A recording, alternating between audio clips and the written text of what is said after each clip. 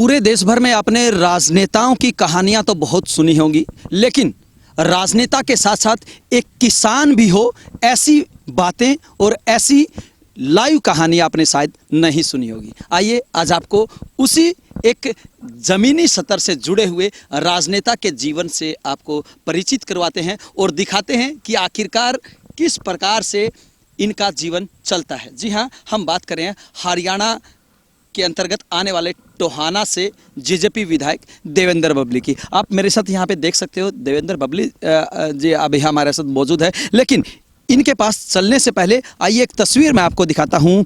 आमतौर पे राजनेता सिर्फ राजनीति करते हैं, लेकिन इनको खेती से बहुत ज़्यादा लगाव है और विशेष तौर से अगर हम बागवानी की बात करें तो बागवानी के क्षेत्र में इन्होंने इतना काम किया है। ये सब पौधे जो आप देख रहे हैं, ये कोई अतिशयोक्ति नहीं है या इनके मान सम्मान में कही गई बातें नहीं है, बल्कि ये धरातल की चीज़ें हम आपको इसलिए दिखा और बता रहे हैं जिससे कि आप खुद अंदाज़ा लगा सके कि आखिरकार इनका जीवन कैसा है। इन्होंने खुद ये बाग लगाया है। हरियाणा सरकार कहती है कि धान नहीं लगानी, और सरकार ने तो फैसला अभी लिया था थोड़े समय पहले कि भाई जहाँ पे पानी की कमी है वहाँ पे आप धान न लगाएं। लेकिन अगर टोहाना की हम बात करें तो जगह जगह पे पानी की सारी सुविधाएं हैं, काफ़ी नहरें भी हैं, लेकिन उसके बावजूद भी आने वाले समय को ध्यान में रखते हुए उससे पहले ही देवेंद्र बबली ने खुद को तो जागरूक किया ही किया, साथ में दूसरे लोगों को भी जागरूक किया। और आज परिणाम ये है कि जो 100% लोग धान लगाते थे अपने खेतों में, आज वो 100% का आंकड़ा कितना पहुंचा है, यही हम देवेंद्र बबली की जुबानी आपको सुनाने की कोशिश करेंगे। आइए ले चलते हैं आपको देवेंद्र जी। सबसे पहले बिंदास हरियाणा में आपका स्वागत। धन्यवाद। बबली जी, आपके बारे में नेता होने का बहुत प्रचार हुआ है, ऐसी बातें हमने सुनी है, लेकिन आप साथ में खेती करते हैं और वो भी ज़मीन से जुड़ के। सुना था सिर्फ, लेकिन आज आके महसूस किया और जब आपको यहाँ पाया तो कहीं ना कहीं वो बातें चरितार्थ होती हुई। देखिए, ये मेरा सौभाग्य है कि जो देश का अन्नदाता है उस घर में मेरा जन्म हुआ। साथ में मेरा एक सौभाग्य और भी है कि देश की आज़ादी की लड़ाई नेताजी सुभाष चंद्र बोस जी ने लड़ी, उसमें मेरे परिवार का, मेरे ग्रैंडफादर साहब कैप्टन राव सिंह जी का बहुत बड़ा योगदान रहा। तो उसी परंपरा को आगे बढ़ाते हुए एक अवेयरनेस मैंने अपने परिवार को ही नहीं दी, मैंने पूरे हलके को देने का प्रयास था, मेरे गांव को देने का प्रयास था। उसकी शुरुआत मैंने अपने घर से की। हमारा नहरों का क्षेत्र है, ट्यूबवेल के पानी कामयाब हैं, लेकिन पानी बचाओ सरकार की प्राथमिकता है। हमारे देश के प्रधानमंत्री नरेंद्र मोदी जी कहें या स्टेट में हमारे पिछले बार जो सरकार में मुखिया थे माननीय मनोहर लाल खट्टर जी, उससे भी पहले हमने इसकी शुरुआत की, क्योंकि जो हमारे जो खेत हैं ये इनमें पहले एक फसल चक्र था, उसके अंदर चना, सरसों, नरमा, धान तो बाद में आया, बाजरा, ग्वार, जो हमारी नेचुरल फसलें थी जो सिर्फ बारिश पे ही डिपेंड थी वो होती थी। फिर धीरे धीरे जैसे पानी आया, पानी के साथ धान भी आया, उसकी ज़रूरत भी थी। लेकिन धीरे धीरे इनको जमींदारों ने इतना अडॉप्ट कर लिया कि 100% हम पक्की फसल धान और गेहूँ पर चले गए, जिससे हमारी ज़मीन को भी, मेरा ये मानना था कि ज़मीन को उतनी एक किस्म से उसको आराम नहीं मिलता था, तो पेस्टिसाइड ज़्यादा यूज़ होने लगा, खाद का ज़्यादा यूज़ हुआ। उस चीज़ को कन्वर्ट करने के लिए और लोगों का ध्यान आकर्षित करके उनको जागरूक करने के लिए एक प्रयास हमने आज से 5-6 साल पहले शुरू किया और हमने बागवानी की शुरुआत की। पहले भी हमारे यहाँ मेरे ग्रैंडफादर साहब के टाइम का भी 10-11 एकड़ में बाग था, फिर फादर साहब के टाइम में भी कुछ बाग थे, लेकिन उसको बढ़ाया नहीं गया था। हमने सब ने मिल के, हमारे पूरे परिवार का ये खेत है, इसमें हमने इसको बागवानी में तब्दील किया और मेरे साथ हमारे गांव के भी कुछ किसानों ने उसमें हिस्सा लिया। और आज मुझे ये बताते हुए फ़ख्र है कि मेरे गांव से ये शुरुआत हो चुकी है और मेरे हल्के में भी अब लोगों ने बागवानी की तरफ ध्यान देना शुरू कर दिया है। और मैं ये मानता हूँ कि मेरे गाँव में अगले 3 साल में हम 80% धान से बागवानी पे कन्वर्ट करते हैं। बिल्कुल, देखिए देवेंद्र बबली ने अभी आपको बताया है कि जो 100% धान यहाँ पे लगाई जाती थी, जो साथ में किसान उस तरफ ध्यान नहीं देते थे कि बागवानी से उनको मुनाफा हो सकता है। लेकिन देवेंद्र बबली ने अपने राजनेता होने का ही नहीं बल्कि एक सामाजिक व्यक्ति होने का भी यहाँ पे फर्ज निभाया है, और यही कारण है कि इन्होंने जनता को जागरूक किया है, किसानों को विशेष तौर से जागरूक किया कि आखिरकार वो किस प्रकार से बगैर धान लगाए अपने जीवन में मुनाफा लाखों रुपए का कमा सकते हैं। बबली जी, क्या लगता है कि अगर किसान बागवानी करे या बाग लगाए तो वो धान की अपेक्षा उससे कहीं ज़्यादा मुनाफा कमा सकते हैं? ऐसा तो नहीं कि कहीं वो नुकसान में चले जाएं? नहीं, बिल्कुल। देखिए, इसमें थोड़ा सा जो हमारी हॉर्टिकल्चर का हमारा जो सेटअप है, मैंने सुझाव दिए थे ACS हैं, उसमें उनसे मेरी मुलाकात हुई थी। बाकी इसमें कुछ चेंजेस करने की ज़रूरत है। जो सरकार की तरफ से जो सहयोग किसान को मिलता है उसको और बढ़ाने की ज़रूरत है। जैसे कुछ सुधार किए भी हैं पहले, जैसे ड्रिप इरिगेशन में 15 से 20 साल तक दोबारा से उसमें सब्सिडी किसान नहीं ले पाता था, बागवानी करता था जो, अब उसको घटा के 7 साल कर दिया गया है। कुछ हमारे प्लांट्स हैं, इनकी कीमतें ज़्यादा है, और जो हमारी यूनिवर्सिटियाँ हैं, जहाँ हमारी नर्सरी, सरकारी नर्सरियाँ, वहाँ पर प्रॉपर ढंग से जितनी क्वांटिटी में प्लांट चाहिए उतने प्लांट हम पैदा नहीं कर पाते।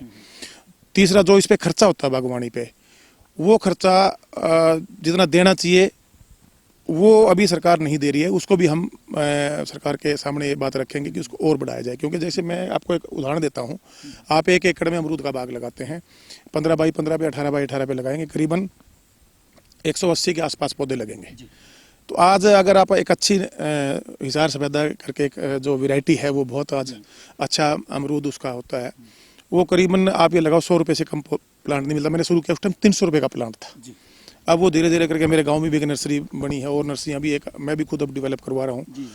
तो आप ये लगाइए कि करीबन बगैर डैम, बगैर ड्रिप इरिगेशन और बगैर मैन पावर के प्लांट ही 20,000 रुपये का है, और सरकार की तरफ से उतना एक सहयोग किसान को नहीं मिलता। उसको बढ़ाने की ज़रूरत है। और जो फसल ने सरकार ने जो वादा किया है, हमारे देश के प्रधानमंत्री जी ने, मुख्यमंत्री जी, जो जनता किसानों से वादा किया कि इनकम को डबल करेंगे, अगर इसको प्रॉपर ढंग से, मेरा एक सुझाव मैं पहले वहाँ भी दे चुका हूँ, आपके चैनल के माध्यम से भी देना चाहता हूँ, कि अगर हम एक ब्लॉक को पूरे प्रदेश के, हमारे हर चारों कोनों में देश के, अपने प्रदेश के, अगर हम 4 ब्लॉकों को उठाकर अगर मेरे टोहाना ब्लॉक में ये सुविधा दी जाए तो ये सरकार 2 गुना कहती है। अगर हम उस प्लानिंग से चलें तो जमींदार की इनकम 3 और 4 गुना भी हो सकती है। इसका उदाहरण मेरे गांव बिडाईखेड़ा में आके देखा जा सकता है। जिन जमींदारों ने अमरूद के बाग लगाए, उनके 2.5 से लेके 3 लाख रुपए पर एकड़ उनका ठेका उनको मिला है, जिसमें से ठेकेदार आके उनको पैसा देके अमरूद को उतार कर मार्केट में बेचने का काम करते हैं। बबली जी, अगर हम किसानों की आय की बात करें तो आमतौर पे देखने को मिलता है कि भाई किसानों के हालात बहुत ज़्यादा बद से बदतर होते जा रहे हैं। सरकार की तरफ से भी उनको कई बार आपदा ऐसी आ जाती है कि जिससे कि उनकी फसलें बर्बाद हो जाती है। तो ऐसे दृष्टिकोण में क्या आपको लगता है कि जिस प्रकार से बीमा योजना चलाई थी सरकार ने, उस बीमा योजना तो किसान करवा लेते हैं लेकिन उनको पैसा नहीं मिलता, ये बहुत ज़्यादा समस्या रहती है? देखिए, उसमें अभी और सुधारीकरण की ज़रूरत है। और अभी पिछले दिनों इस बीमा हम कमेटियों में उस पर भी चर्चा का विषय में आया था, वो चर्चा में आया था विषय। तो उसमें क्या है कि पहले प्राइवेट कंपनी को दिया गया, उसमें कुछ चीज़ें उसमें इंक्लूड नहीं थी, और फिर वो एक किस्म से हर जमींदार को कंपलसरी कर दिया गया था। तो अब उसको धीरे धीरे उस जो स्कीम है उसमें सुधारीकरण सरकार लेके आ रही है, और मुझे लगता है कि आने वाले समय में जो जमींदार अपनी फसल का बीमा कराएगा और उस बीमे से उसको भगवान ना करे कोई भी ऐसी आपदा आती है जिससे उसकी फसल नष्ट होती है, तो उसको पूरा पैसा बीमा कंपनी देने का काम करेंगी। ये सुनिश्चित करने का काम सरकार अब लगी हुई है। सुनिश्चित करने का काम करें। एक बार फिर हम सभी दर्शकों को बता दें कि अभी जिस शख्स से आप बात कर रहे हैं ये हैं टोहाना से जेजेपी विधायक देवेंद्र बबली, और इनके खुद के प्रयासों से तकरीबन 70 एकड़ के अंदर ये बाग लगाया गया है। हालांकि इनकी 100 एकड़ से ज़्यादा खुद की ज़मीन है, और उस ज़मीन में ये खुद मेहनत करते हैं, इनका पूरा परिवार मेहनत करता है। आप अंदाज़ा लगा सकते हैं कि जो नेता हर समय जनता के बीच में रहता हो और जनता की आवाज़ उठाता हो, जनता की समस्याएं उठाता हो, तो ऐसे में वो साथ में इस प्रकार की हॉबी भी रखता हो, और वो भी लोगों को जागरूक करने के लिए, तो वास्तव में बहुत बड़ी बात है। देवेंद्र जी, आपने कहा कि फ़ायदा उठा सकते हैं, आप जनता के बीच में भी रहते हैं, तो फिर खेती के लिए समय कैसे निकालते हैं? देखिए, ये तो थोड़ा टाइम आपको निकालना पड़ेगा। आपको अपने शेड्यूल में ये फिक्स करना होगा कि मैंने किस टाइम पे, देखिए अभी से मेरे परिवार का पालन पोषण भी है। जो मेरा परिवार यहाँ गांव में बसता है, चलो मैं तो व्यापारिक तौर पे महानगरों में भी काम करता हूँ, वो तो टोटल 100% खेती पे डिपेंड है। अगर उनकी इनकम में आज ये ना बढ़वाई जाती तो आज जो एक सुविधा किसान चाहता है, उसका परिवार चाहता है, उसके बच्चे चाहते हैं, तो शायद वो ज़मीनें रबड़ तो है नहीं बढ़ेंगे, ज़मीनें तो वही हैं। परिवार बढ़ जाते हैं तो ज़मीनें बढ़ जाती हैं। तो कहीं ना कहीं हमें अपने इनकम सोर्स इसी तरीके से कन्वर्ट करके, जागरूक करके और पूरे प्रदेश में इस चीज़ को लागू करके और इसके अवेयरनेस के सेमिनार लगाकर, मेले लगाकर, कृषि मेले लगाकर ज़्यादा से ज़्यादा लोगों को अगर हम जागरूक करके बागवानी की तरफ, हॉर्टिकल्चर में ले जाकर, सब्जी की तरफ, इसके साथ हम पशुधन को जोड़ के, तो एक किस्म से इंडस्ट्री का रूप ले लेगी। और उससे फिर जो बातें हमारे माननीय प्रधानमंत्री जी और माननीय हमारे मुख्यमंत्री जी ने कही है, वो मैं समझता हूँ कि उनको हम पूरा करके लोगों के बीच में दे पाएंगे। बबली जी, आपने अभी हॉर्टिकल्चर की बात करी या सब्जियों की बात करी। आप भी देखते हैं और हम भी देखते हैं, जब किसान खुद पैदा करके उसको मंडी में बेचने के लिए जाता है तो वहाँ पे जो आड़ती बैठा होता है या ये कहीं दुकानदार जो बैठा होता है, वो किसान से 500 रुपये किलो के हिसाब से लेता है और ठीक 2 मिनट के बाद उसी किसान की उसी फसल को बगैर कोई मेहनत किए 10 रुपये किलो, 15 रुपये किलो बेचता है। तो आपको नहीं लगता कि ये अन्याय है और इसको आप अपने तौर पे या सरकार के तौर पे कैसे खत्म करवाएंगे? देखिए, अभी सरकार ने तो प्रयास किया भी था। आपने पिछले दिनों अगर धान की खरीद देखी होगी तो उसमें डायरेक्ट किसान को पैसा खाते में गया है। ऐसे ही जो ये सरकार की एक सोच है कि बिचौलिया हो लेकिन सरकार की जेब पे, उसकी हक हलाल की कमाई पे डाका ना पड़े, उसके लिए सरकार पूरा प्रयास में लगी हुई है। और जो एक आज इंटरनेशनल मार्केट की बात हम करते हैं, नेशनल मार्केट की बात करते हैं कि आप अपने फ्रूट, वेजिटेबल, आपकी और भी पक्की फसलें भी आप पूरे हिंदुस्तान या हिंदुस्तान से बाहर भी बेच सकते हैं। ऐसा सेटअप का एक पूरा खाका तैयार किया जा रहा है, जिसे आज का जो किसान है वो एजुकेटेड है, वो पढ़ा लिखा है। पहले हमारे जो बुजुर्ग थे, अगर हम हरियाणा में जो किसानी करने वाले जो भी समाज हैं, सारे समाजों की बात करें तो एक एजुकेशन का भी अभाव था।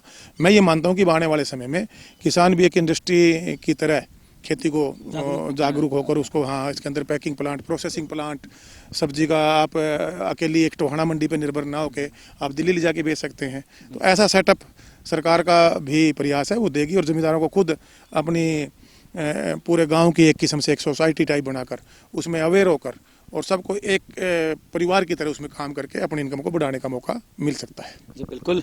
एक बार फिर हम सभी बिंदास हरियाणा के दर्शकों को बता दें कि आम तौर पे हमारे जो किसान हैं वो ज़्यादा जागरूक नहीं होते और विशेष तौर से अगर ग्रामीण इलाके की बात करें तो शिक्षा का कहीं ना कहीं अभाव रहता है। लेकिन हम आपको ये खबर देवेंद्र बबली के माध्यम से या इनके जीवन के ऊपर आधारित जो इनका दूसरा पहलू भी है वो सिर्फ इसीलिए दिखा रहे हैं ताकि इससे किसान फ़ायदा उठा सके और जागरूक हो सके। क्योंकि जिस प्रकार से देवेंद्र बबली आज खेती के माध्यम से, बागवानी के माध्यम से फ़ायदा उठा रहे हैं, ऐसे ही आप सब लोग भी फ़ायदा उठा सकते हैं। और इसी कड़ी में हम जारी रखेंगे।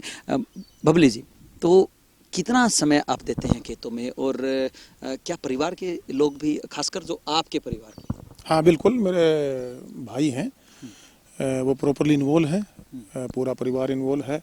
और मैंने पहले ही बताया जैसे वो टोटल खेती पे डिपेंड है।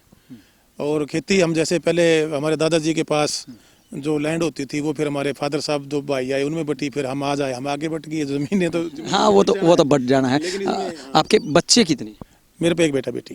बेटा बेटी। तो क्या कभी बेटा बेटी ने भी खेतों की तरफ रुख किया है? हाँ बिल्कुल बिल्कुल। वो हालांकि उनकी एजुकेशन सारी दिल्ली की है, लेकिन यहाँ पर जैसे भी टाइम मिलता है, छुट्टी होती है तो लोग घूमने के लिए शिमला इधर जाते हैं, मेरे बच्चे यहाँ अपने खेत में आते हैं। अपने खेत में। हाँ। ये देखिए, देवेंद्र बबली ने अपने बच्चों में भी ऐसे संस्कार पैदा किए हैं कि वो चकोचौंध की जो दुनिया है या जो पोम एंड डिक्सन की जो दुनिया है उससे दूर हटके अपने बच्चों को इसी तरफ उनका रुझान करे ताकि आने वाले समय में वो भी ज़मीन से जुड़े रहे। बबली जी, खेती की आपने बात बताई, आखिरकार एक बिजनेसमैन और खेती और समाज सेवा और पॉलिटिक्स, ये मतलब सुना है कि एक सिक्के के 2 पहलू होते हैं, लेकिन यहाँ तो 4-4, 5-5 पहलू है। कैसे मैनेज करते हैं? इच्छा शक्ति से। आपकी इच्छा शक्ति मजबूत होनी चाहिए। मुझे फ़ख्र, मैंने पहले बताया, मैं किसान के घर में पैदा हुआ, लेकिन जो जब हमारा जन्म हुआ जो घर की फैसिलिटी थी, कॉलेज स्टूडेंट होते हुए मुझे समझ में आ गया था कि ये फैसिलिटी अवेल करनी है तो हमें किसी और तरफ भी अपने कदम बढ़ाने होंगे। तब हम व्यापार की तरफ बढ़ गए। व्यापारिक तौर पर बढ़े, जो परंपरा परिवार की थी, देशभक्ति की, सेवा की, आर्थिक मजबूती होने की वजह से हमने अपने टोहाना हल्के में शुरुआत थी जो उसको और कंटिन्यू करके और मजबूती से करने का काम किया। और लोगों की चाहत थी, जो एक टोहाना की राजनीति थी उसमें बदलाव लेके आना चाहते थे। एक ईमानदारी की राजनीति, एक सेवा की राजनीति और एक सच्चाई की राजनीति के लिए लोगों ने अपना आशीर्वाद इस सेवा के माध्यम से देने। कुछ लोग कहते हैं कि देवेंद्र बबली ये सब दिखावा करते हैं। नहीं, मेरा दिल और दिमाग दोनों जुड़ के काम करते हैं और मैं ज़्यादा काम दिल से करता हूँ, दिमाग कम लगाता हूँ, इसलिए जनता मेरे साथ खड़ी है। कोरोना के अगर हम दौर की बात करें तो कहीं ऐसा तो नहीं कि कोरोना की वजह से आप यहाँ खेतों में हैं और बाद के समय में आप यहाँ से गायब रहते हैं? नहीं, मैं बेसिकली अपना जो एक टाइम शेड्यूल मैंने फिक्स किया हुआ है और वो आज से नहीं है, या मैं राजनीति सेवा करने आया उससे पहले से भी फैमिली के साथ एक अटैचमेंट। मेरे फादर साहब जब होते थे परिवार में आके 2 दिन 3 दिन रहना, वीकेंड पे यहीं आ जाना, और वो परंपरा चलती रही। और आज मेरा पूरा टोहाना का मेरा परिवार है, उसी परंपरा को मैंने आगे बढ़ाया। कोई कोरोना से बचने के लिए नहीं, मैं तो उल्टा कोरोना में अहम भूमिका निभाते हुए अपने साथियों के साथ, हमने तो सैनिटाइज करने की बात आई मेरे साथियों की तरफ से, जब ये मांग आई भी हमें हल्के के बीच में, तो लोग तो कहीं थे जहाँ थे मुझे नहीं पता, लेकिन मैं अपने जनता के और अपने परिवार के बीच में। एक बार सभी दर्शकों को बता दें, जब पूरा प्रदेश ही नहीं बल्कि पूरा देश और वह पूरी दुनिया कोरोना के लेकर बहुत ज़्यादा चिंतित थी, बहुत ज़्यादा परेशान थी, टेंशन लोगों के दिमाग में रहती थी, और कोई किसी से मिलना तो दूर की बात है, किसी को देखना तक पसंद नहीं करता था, इतना भय लोगों के अंदर बना हुआ था। लेकिन ये वही देवेंद्र बबली है जिसने प्रत्येक गाँव की प्रत्येक गली के अंदर जाकर खुद के खर्चे पर प्रत्येक इलाके को सैनिटाइज किया। निश्चित रूप से बिंदास हरियाणा इस प्रयास के लिए आपको ढेर सारी बधाइयाँ देता है। Thank you. क्योंकि आमतौर पे नेता सिर्फ फोटो खिंचवाने के लिए आते हैं, और हालांकि आपके दौर में भी ऐसा हुआ था जब आप ये काम कर रहे थे, तो कुछ लोगों ने कमेंट किए थे कि भाई ये देखिए दिखावा है। देखिए, ये इस धन्यवाद का मैं अकेला पात्र नहीं हूँ, मेरे पूरी टीम जो हमने एक संगठन बनाया हुआ जागो दिशा सही सोच नहीं, उसका एक एक साथी हमारा, एक एक हमारा भाई, एक एक कार्यकर्ता, वो सभी के सभी बधाई के पात्र हैं। क्योंकि सेनापति सेना के साथ ही मजबूत होता है। अगर मैं ग्राउंड पे उतरा तो मेरी पूरी टीम उतरी, और हमने हमारे 104 गांव को, मेरे शहर के वार्ड को, देखिए कितनी खुशी की बात थी कि गांव के हमारे साथियों आके, पूरे शहर के, मेरे टोहाना शहर था चाहे हमारा जाखल मंडी था, सब ने आकर साथ देकर पूरे शहर को सैनिटाइज करवाने का काम किया। मास्क की जरूरत आई वहाँ मास्क बांटने का काम किया, जहाँ भी जो नीड आई, सैनिटाइजर की बात आई वहाँ सैनिटाइजर पहुँचाने का काम किया। जो भी काम अकेले बबली ने नहीं किए, ये सभी उन साथियों ने किए, और उनकी बदौलत आज हम हमारे टोहाना में जो भी सेवा करते हैं वो सब मेरे सहयोगी के रूप में काम करते हैं, भाई के रूप में काम करते हैं। परिवार की अगर हम बात करें तो परिवार में कितने सदस्य हैं, कितने आप लोग भी भाई बहन हैं, और क्या मुख्य कार्य रहता है आप लोगों का? देखिए, हम 5 बहन भाई हैं। सिस्टर मैरिड हैं, अपने परिवार उनमें अच्छे, वो भी किसान फैमिली से बिलोंग करते हैं, अपने दोनों सर्विस में भी हैं, और वो अपना खेती बाड़ी भी देखते हैं। मेरे 2 छोटे भाई हैं और वो यहाँ अपना खेती पे निर्भर हैं और अपना खेती बाड़ी करवाते हैं, और मेरे साथ सेवा में और टोहाना हल्के के लोगों में जो एक सोशल परिवार की भूमिका होती है और जो राजनीतिक परिवार में जो भूमिका उनको हल्के ने भी दी और मैंने भी अपनी तरफ से उनको दी हुई है, तो उसको सब मिलके हम करते हैं। ऐसे भी कयास लगाए जा रहे हैं कि कोरोना की वजह से एक बार फिर प्रदेश को बंद किया जा सकता है? देखिए, अभी थोड़ा ये चिंता का विषय तो है ही, क्योंकि जिस टाइम लॉकडाउन हुआ था सरकार का एक अच्छा प्रयास था, लेकिन उसके बाद लोगों ने भी खूब साथ दिया। लेकिन आज से दोबारा हालात कुछ ऐसे हैं कि कुछ केसेज बढ़ रहे हैं, उसकी वजह से सरकार विचार कर रही है, लेकिन लोगों को खुद को अवेयर करना होगा और सोशल डिस्टेंस, मास्क वगैरह यूज करके, सैनिटाइजर यूज करके अपने आप को बचाने की ज़रूरत है। बाकी मैं एक बात कह सकता हूँ कि हरियाणा में कोरोना ज़्यादा फर्क नहीं डाल सकता, क्योंकि यहाँ के लोग थोड़ा दही दूध का खाना है, मजबूत हैं, लेकिन फिर भी कभी उस मजबूती के साथ अवेयर होकर जो सोशल डिस्टेंस है उनको ज़रूर आप ध्यान में रखें। जो बबली जी, एक बात और, आपके जीवन के बारे में हमने आज अलग पहलू को टच करने की कोशिश की और साथ में जनता को दिखाने की कोशिश की है कि आखिरकार एक राजनेता के साथ साथ आपकी और क्या क्या गतिविधियां रहती है। इसी कड़ी में एक बात और जानना चाहेंगे कि आप एक मधुर मिलन कार्यक्रम करवाते हैं, किन के लिए करवाते हैं और क्या उद्देश्य रहता है इसके पीछे? देखिए, जब हमने सोशल सेवा जो परिवार की एक परंपरा थी, हमारे ग्रैंडफादर कप्तान साहब से लेकर मेरे पिता श्री दिलबाग सिंह जी से लेकर उसको आगे बढ़ाने का काम किया, तो वो एक गेट टुगेदर करते थे। मेरे फादर का बहुत शौक था, उनके फ्रेंड सर्कल काफ़ी अच्छा होता था और वो जात पात में विश्वास नहीं करते थे। उस टाइम धर्मशाला की बात होती थी। तो मैं जब छोटा बच्चा था, स्कूल पढ़ता था, तो मुझे याद है कि हर समाज के लोग उनके धर्म भाई, हमारे यहाँ बोलते हैं कि धर्मशाला कहते हैं उसको, बने हुए थे। और वो महीने में 1 या 2 बार अपना ऐसा उन अपने दोस्तों के साथ उसी परंपरा को मैंने बड़े रूप में आगे बढ़ाना शुरू किया कि हम सब 36 बिरादरी एक हैं। परमात्मा ने इंसान के रूप में हमें जन्म दिया, हमें इंसानियत की सेवा करनी आनी चाहिए और इंसान की इज्जत करनी आनी चाहिए। उसी कड़ी में हर साल हम 1 जनवरी को एक मधुर मिलन प्रोग्राम करते हैं, जिसमें 36 बिरादरी के, उसमें बच्चे भी शामिल होते हैं, माएँ बहनें बेटियाँ, हमारे बुजुर्ग, हमारे युवा सब आते हैं और हम सब लंच इकट्ठा करते हैं। तो वो एक प्रोग्राम एक समागम का रूप ले चुका है। पिछले करीबन हम 13-14 साल से उसको कर रहे हैं। मतलब कोई राजनीति नहीं? उसमें राजनीति नहीं होती।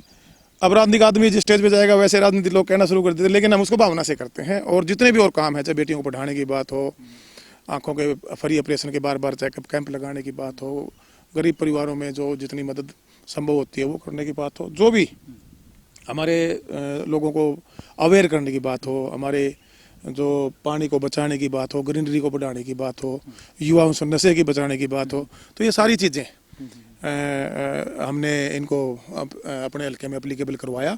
और मुझे ये कहते हुए आपके चैनल के माध्यम से फ़ख्र होता है कि उन चीज़ों को मेरे बताने से, मेरे लोगों को जगाने से मेरे हल्के के लोगों में जागरूकता आई और लोगों ने उनको अडॉप्ट भी किया। बबली जी, आपने बहुत सारे सामाजिक कार्यों की बात की है, और अगर हम आपके राजनीतिक जीवन की बात करें तो ऐसा सुनने में आता है कि देवेंद्र बबली जो भी आता है उसके दरबार में उसी की फरियाद को पूरा करते हैं, लेकिन कहीं ना कहीं कोई ना कोई कहीं ना कहीं से फिरकी ले जाता है। आखिरकार ये फिरकी लेता कौन है और क्यों लेता है? क्या बबली को रोकने की कोशिश? उस परमात्मा में विश्वास करो, आप सबका मालिक एक है और अपने कर्म को निष्ठा के साथ करो। कोई भी आपको कहीं भी नहीं रोक पाएगा, कितनी भी ताकत लगा ले।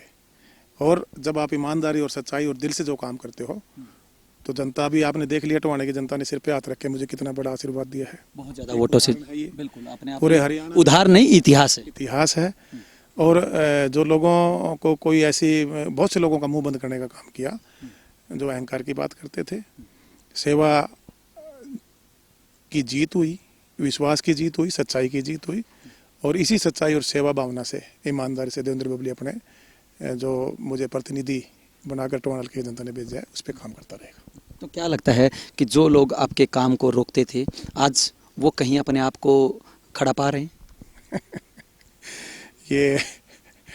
ये जनता है, सब जानती है, सब जानते और ये न्याय करती है। इन्होंने टोवाना हल्का ने न्याय किया है। तो अंतिम प्रश्न बबली जी, अगर हम किसानों की बात करें या आम जनता की बात करें या समाज सेवा की बात करें, इन सब मुद्दों को लेके आपका एक दृष्टिकोण अलग से क्या रहता है कि मैं ये जरूर करूं जनता के लिए, खासकर टोहाना की जनता के लिए? देखिए, आज टोहाना ने मुझे जिम्मेवारी दी है, मेरे टोहाना के लोगों ने जिम्मेवारी दी है। बहुत सी चीज़ें थी जो हम बैठ के विचार भी करते हैं, लोगों से हम सुझाव भी मांगते हैं, हमारी टीमें बनी हुई हैं, उस पर हम विचार विमर्श करके ने आज बहुत सी चीज़ों को स्मूथ करने की और सही ढंग से इम्प्लीमेंट हो, उसकी ज़रूरत है। उसका प्रयास हमारा लंबे समय से था। जब हम पिछला चुनाव लड़े थे, उसके बाद से भी मैंने उसको और तेज़ी से किया, और अब लोगों ने एज ए जनप्रतिनिधि मुझे अपना आशीर्वाद दे के भेज दिया है। तो ये जो शिक्षा का क्षेत्र है, हेल्थ का क्षेत्र है, आपका जो मूलभूत सुविधाएं हैं, आपका ये जो आज हम हमारा एक धरोहर है जिसमें हम पानी बचाव की बात करते हैं, ग्रीनरी की बात है, इन सारी चीज़ों को हमने पूरे हमारी कंस्टिट्यूंसी का एक ब्लूप्रिंट हमने तैयार किया हुआ है, और उस पर इम्प्लीमेंट भी हमने करना विभाग वाइज शुरू कर दिया है। आने वाले समय में जब आप कभी दूसरा मेरा इंटरव्यू लेने आएंगे तो आपको मैं ये महसूस करता हूँ कि आपको टोहाना में जो चीज़ें 1966 से लेकर आज तक पेंडिंग थी, मेरा एक प्रयास है कि जो समय जनता ने मुझे दिया है 5 साल का, कि उनमें बहुत सी चीज़ें मैं इन 5 साल में ठीक कराने का मैं कामयाब, जनता के आशीर्वाद से और सरकार के सहयोग से मुझे लगता है मैं हो जाऊँगा। ये थे देवेंद्र बबली, जो कि टोहाना से जेजेपी विधायक हैं और इन्होंने जीत हासिल करते समय अपने आप में इतिहास बनाया है। और साथ में इनका यही कहना है कि मिटा दे अपनी हस्ती को यदि कुछ मर्तबा चाहो, मिटा दो अपनी हस्ती को यदि कुछ मर्तबा चाहो, कि दाना खाक में मिलकर गुले गुलजार होता है। और ऐसा ही गुलजार इन्होंने अपने इलाके को, अपने गांव को और अपने खेतों को कर दिखाया है। ये देखिए, एक बार फिर हम आपको दिखा रहे हैं, ये बाग 70 एकड़ के अंदर इन्होंने खुद अपने हाथों से लगाया है। और आज अपने बेटों की तरह, जिस प्रकार से एक माँ अपने बेटों का ख्याल रखती है, वैसे ही देवेंद्र बबली इनको अपने परिवार के रूप में, अपनी जन्म के रूप में और साथ में अन्नदाता के रूप में इनका पालन पोषण करते हैं। और साथ में जनता को संदेश देते हुए नजर आ रहे हैं कि वो भी ऐसे ही सिर्फ धान की फसल के पीछे न पड़कर, बल्कि दूसरी बागवानी की जो चीज़ें हैं या फसलों की या जो सब्जियों की जो फसल है, उस पर ज़्यादा से ज़्यादा ध्यान दे और ज़्यादा से ज़्यादा मुनाफा कमाए। बने रहिए बिंदास हरियाणा के साथ। एक बार फिर आपको कहीं और ले चलेंगे, ऐसे ही शख्स के पास जो वास्तव में अपने आप में ही नहीं बल्कि सभी के लिए मिसाल है। विशेष सहयोगी संदीप जांगड़ा के साथ अजय लोहान, बिंदास हरियाणा।